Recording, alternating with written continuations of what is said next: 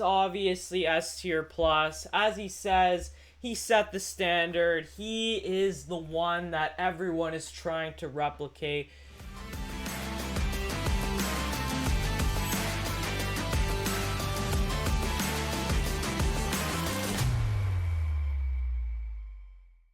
So I was just scrolling on YouTube today, or yesterday anyway, and I came across this video from Jake Ultimate Fitness, and it was basically where he ranks classic physique competitors on like their potential or how he thinks their physique is. So I thought it was a really interesting video, gave it a watch. Never heard of this guy before, but I gave him a quick follow because the video was really well done. So I thought I'd do a reaction to it, give you my opinion on where he placed some people, and yeah, let's get right into it.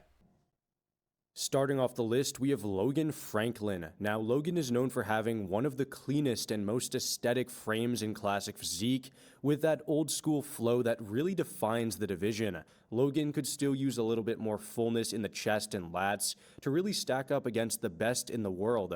It's not a major flaw, but at the highest level, those details really matter. With all of that considered, I would have Logan Franklin in A tier. First up, Logan Franklin. He's giving him A tier. I have to agree. It before the Arnold Classic anyway, I probably would have had him in low B tier, high C tier, but if he can keep bringing the conditioning that he's bringing, he can definitely become a real threat. Now, I still don't think he's on the level of Urs Kalazensky or like Ramon Dino, but I do think he had a great showing at the Arnold Classic, and he definitely brought my eyeballs like way more onto him as being a top level competitor, but I don't think he's at the S tier yet. Like he said, you know, he could probably use just more size a little bit everywhere. He mentioned the lats and the chest, but I also am going to say the quads a little bit as well in comparison to someone like Mike Sommerfeld anyway, who has a massive quads, but definitely A tier for Logan. Next up, we have Michael DeBoule, a very solid competitor who has earned a reputation for his incredible work ethic and some of the sharpest, driest condition in the division. More importantly, though, Michael's structure is also not the most classic. He lacks the dramatic V-taper in the lats, and Michael DeBoule in B tier. He is extremely respectable as a pro in the IFBB and in classic physique, and he maximizes what he has. B tier for Michael DeBoule. I would agree with that. Like he said, he doesn't have the greatest shape in the world, but he does come in very conditioned. I do think he maximizes what he can do with his frame. Unfortunately, he doesn't have the smallest waist in the world, so B tier, definitely solid, but I can't see him ever winning the Olympia title. And I just want to say, there are some other guys in here that he's going to rank or whatever, but I'm going to be honest, if I don't know who you are, I'm just going to skip over them just because I feel like I can't give a proper rating if I've never really seen them or I don't know who the person is. So I do apologize for that. So I'm only sticking to the people who I actually know. But Michael DeBoule, B tier, that's where I got him as well. Moving on, we have Terrence Ruffin. Now, Terrence is one of the most recognizable names in classic physique, and for good reason. He has 2 runner-up finishes at the Olympia and is also a former Arnold Classic champion, which already puts him in a very elite category. Terrence Ruffin is firmly an S-tier competitor. Alright, so Terrence Ruffin, yes, he has placed second or runner-up, I believe it was twice. And he does have a great physique, and if we look at some updates from him on Instagram, he's looking pretty freaking good. But if I've got to be honest, I don't see him ever play. I don't think he'll be able to get that top 2 back. And I think he would I think maybe he can crack top 5, even though he is looking really good in these updates. So I'm going to go one category down, maybe an unpopular opinion, but I'm going to go a really high A tier for Terrence Ruffin. Again, most of you probably going to disagree with me on that one, but for me anyway, I'm going high A tier. Now we have Mike Sommerfeld, one of the biggest rising stars in the classic physique division. Alright, I'm spoiling this one. He's putting Mike Sommerfeld in S tier, and while his physique is definitely S tier, I'm even putting him a category up, and I'm saying Mike Sommerfeld is S tier plus. I think he has the potential to be just as dominant as Chris Bumstead. Look at him posing from the rear. The back, this guy looks like he's in the 212 division. It doesn't even look like classic physique unless he comes in off, not conditioned, or he's been taking weeks and months off. There's no shot, I believe, that anyone could defeat him. I literally think it's possible he could be even more dominant than C-Bum. Remember, C-Bum at the 2024 Olympia, Mike Sommerfeld narrowly lost out to Chris Bumstead. It was, in fact, a split decision, and he's got such a small waist, incredibly wide shoulders, and his quads are so thick that I would have to give him S tier plus. I really do think he will be just as dominant as Chris Bumstead. So I'm moving him up. He's giving him S tier, but he's S tier plus for me. Next up is Matthew Grego, one of the most exciting young competitors in classic physique. What stands out the most about him is just how fast he is improving. From 2023 to 2024, he made huge changes. For now, though, I have him placed in the B tier, and honestly, he is someone I could easily see moving higher in the next year or two. Matthew Grego, putting him in the B tier, I would have to agree.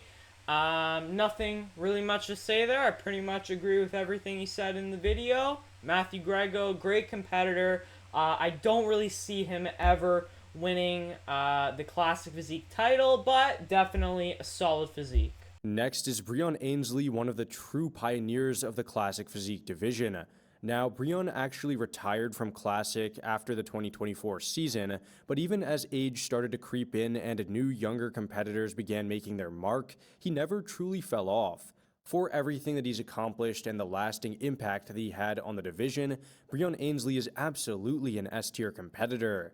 His career speaks for itself. And Breon Ainsley definitely an S-tier physique. He obviously is a two-time classic physique Olympia champion, and he has fallen off a little bit since then. You know, he's probably fighting around 5th and 4th and 6th and stuff like that, and he did actually say he has retired. So he last, obviously, 2024, he got 5th, very solid physique, and he's a two-time champion, so S tier for him. I 100% agree.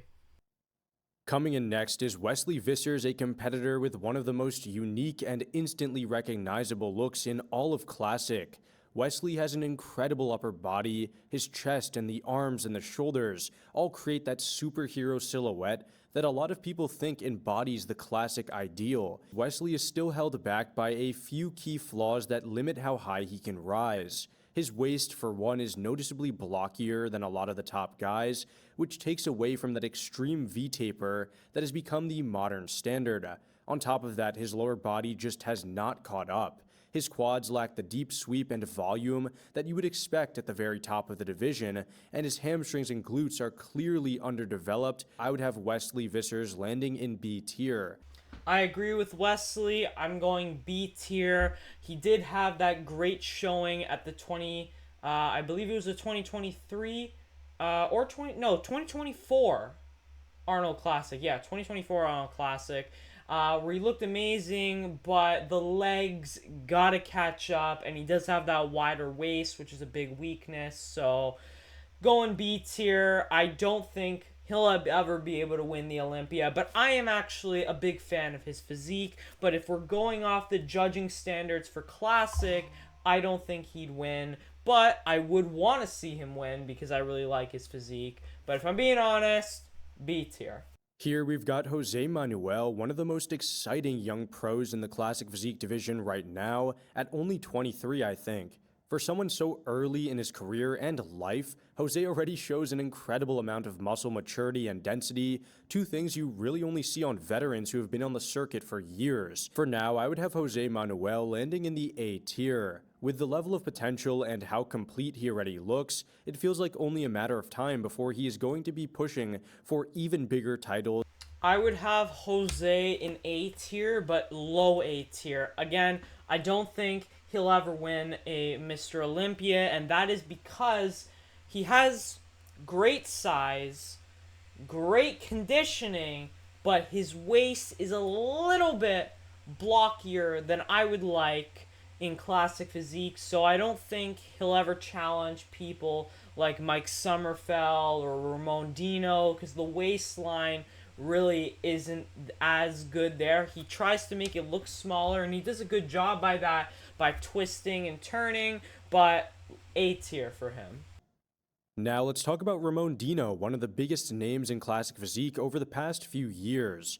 Ramon has had an incredible run where he finished second to Chris Bumstead at both the 2022 and 2023 Olympias. The biggest challenge for Ramon now is that he basically maxed out his physique in the classic physique division.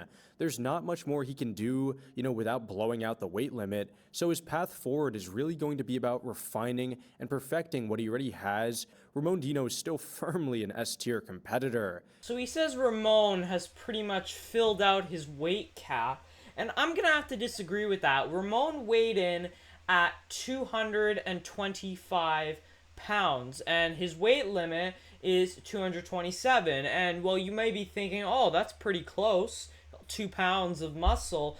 Was he the leanest guy in the competition? No. He could have been leaner, 100%. He could have dropped some more body fat, and that could have maybe have now, then he can add 5 pounds of muscle on stage. And think of this. If he's weighing in at 225, when that means, like, basically when you dehydrate and stuff for a show to make weight, you, like, the day before, you want to be well over your weight cap. So basically you're literally going to be suffering to make that weight cap, but when you do it, you barely scrape in. And I'm telling you, Ramon, that's definitely not the case, because why did he weigh 225?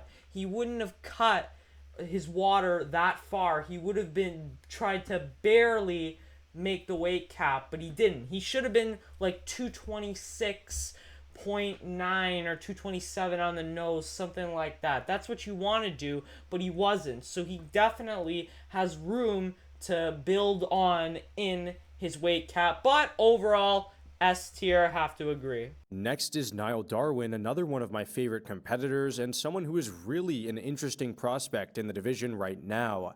When you look at his structure, it is honestly freaky and insane.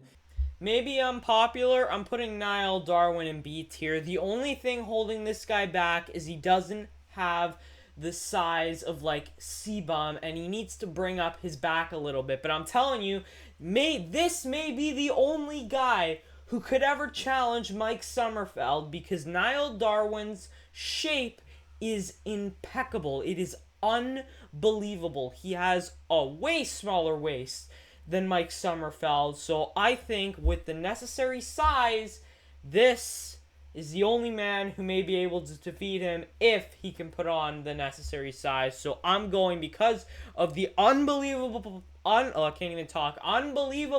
potential, I'm going B tier. Moving on to one of my favorite competitors, Urs Kalesinski has been one of the most consistent top contenders in the division over the past few years.